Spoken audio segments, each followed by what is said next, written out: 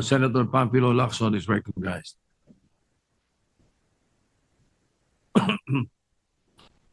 Thank you, Mr. President.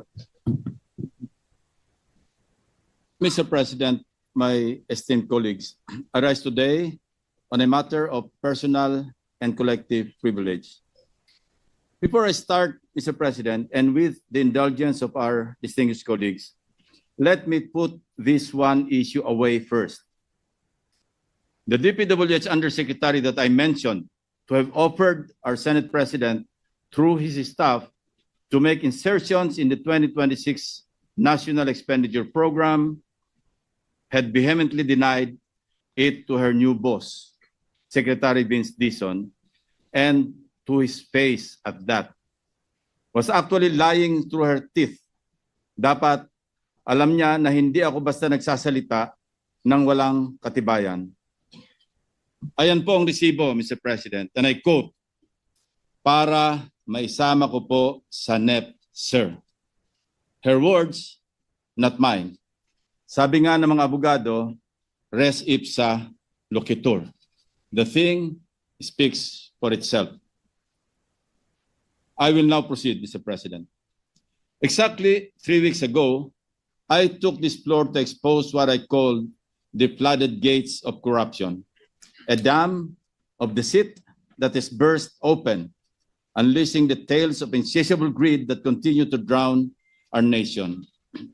Simula na mabuksan ang agos ng usapan tungkol sa mga anomalya sa DPWH, bumuhos rin ang katakot-takot na ulat mula sa mga netizens at karaniwang mamamayan na nagmamatsyag sa mga substandard at ghost projects sa iba't ibang dako ng kapuluan. Kasabay ng bugso ng puot ng taong bayan laban sa iba't ibang personalidad na di umano ay sangkot sa pagsasamantala sa kaban ng bayan. Ang halos nagkakaisang sigaw ng lahat. Dapat may managot, dapat may makulong. Our frustrated countrymen cry in unison. Name, shame, and prosecute. We in this august hall share the same frustration, except for the chaos and anarchy in the streets and in some public and private properties, which hopefully will not escalate. It is but right and just that we all demand that heads must roll and those responsible must be put behind bars, whichever agency or office, even those in high towers of power they may come from. Justice must catch up with these people because enough is enough. Having said that, my office is fully committed to submit the overwhelming loads of reports we receive on substandard and ghost flood control projects to the concerned authorities in view of the forthcoming investigation by the yet-to-be constituted independent probe body. To this end, we decided not to include the same or similar anomalous flood control projects anymore in my follow-up privilege speech today. Instead, I will focus on sharing with you the various forms of corruption in fine print. Evidence so telling that it will nail the coffin for the summary dismissal and or prosecution of these culprits with a warning that what you are about to see may be hazardous to your health in that it will make your blood boil over the maximum normal systolic and diastolic thresholds. First, how the fruits of corruption are being squandered, albeit partly by these officials, entrusted to protect people's lives and low-lying communities from the devastation caused by typhoons and low-pressure areas. And when I say partly, I do not mean paltry sums of money, Mr. President. Second, how the same officials maneuver and manipulate the processes and procedures involved to collect from unaccomplished or uncompleted, even ghost projects perpetrated by these incorrigible and probably beyond redemption government officials. Unahin po natin ang mga tinaguriang BGC boys. We delve so deeply into the web of corruption involving the culprits behind the notorious Bulacan flood control disaster. Sa lalim po ng inabot ng aming pagsisiyasat, sukdulang nakakarimarim na ang aming nadiskubre.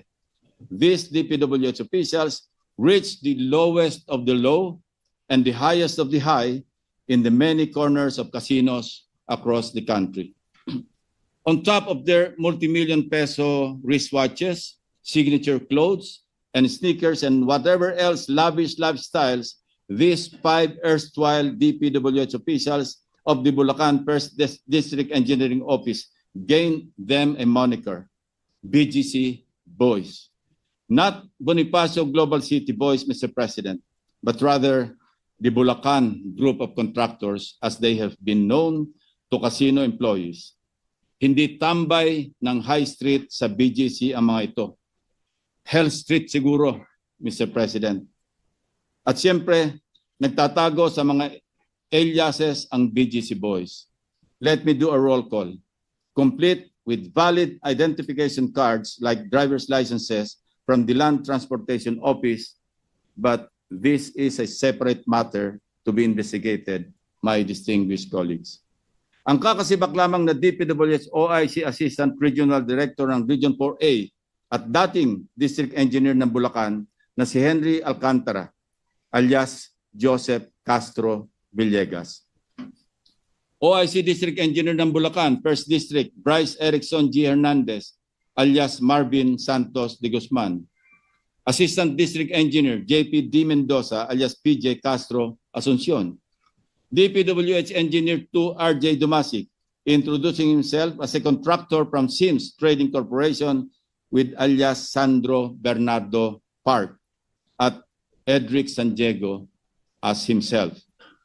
They may hide their identities, but having spent practically all my law enforcement years conducting intelligence and investigative work, I know criminals when I see them.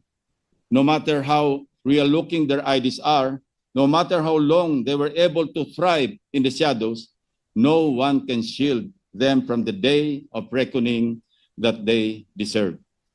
Lalong-lalo na kung lantaran at walang pakundangan na ang pagnanakaw at paglustay ng kaban ng bayan, Mr. President.